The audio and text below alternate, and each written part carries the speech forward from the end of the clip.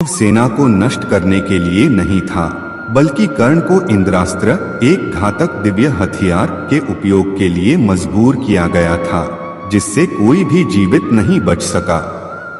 उन्होंने यह सुनिश्चित करने के लिए ऐसा किया कि अर्जुन, जो युद्ध की कुंजी थी, जीवित रह रहा था। अत उन्होंने एक से एक युवा योद्धा का बलिदान, शहीद पांडवों की जीत सुनिश्चित की। इसी तरह जीवन में सफलता पाने के लिए हमें कई अहिंसा का त्याग करना पड़ता है।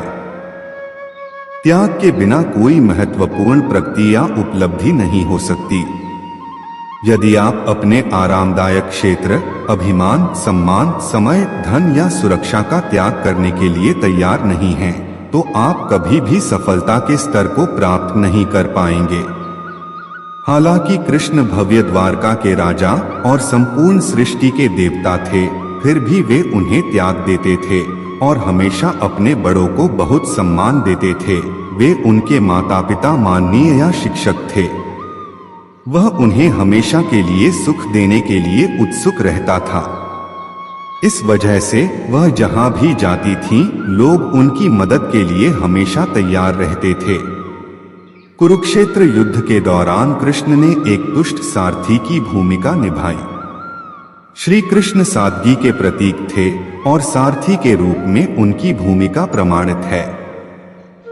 अलविदा या नम्र होना व्यक्तित्व का सबसे महत्वपूर्ण गुण है। कृष्ण की तरह आपको भी जीवन में त्यागना चाहिए। यह आपको ईमानदार लोगों के साथ वास्तविक संबंध बनाने में मदद करता है। लोगों को अपने जीवन में खुशहाली लाने के अधिक कारण दिए गए हैं। कृष्ण अकेले ही क्षत्रियों का युद्ध जीत सकते हैं, लेकिन उन्होंने अर्जुन का मार्गदर्शक चयन किया और उनके लिए अपना रथ चुना।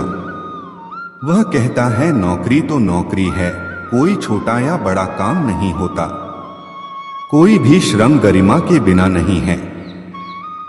आपको अपनी नौकरी से प्यार करना चाहिए और अपनी नौकरी के दौरान अपना सर्वश्रेष्ठ देना चाहिए, चाहे वह कितनी भी बड़ी या छोटी हो।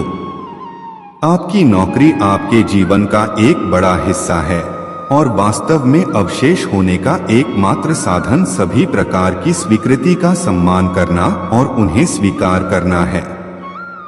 सुदामा कृष्ण के बचपन की साखी थी।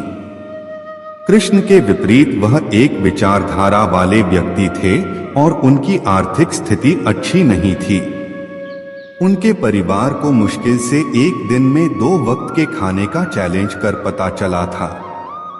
एक बार उन्होंने श्री कृष्ण से मुलाकात कर आशा मित्र की कुछ मदद की, लेकिन एक बार जब वह कृष्ण से मिले तो उन्हें अपने मित्र कृष्ण से साझा करने का साहस या दिल नहीं मिला।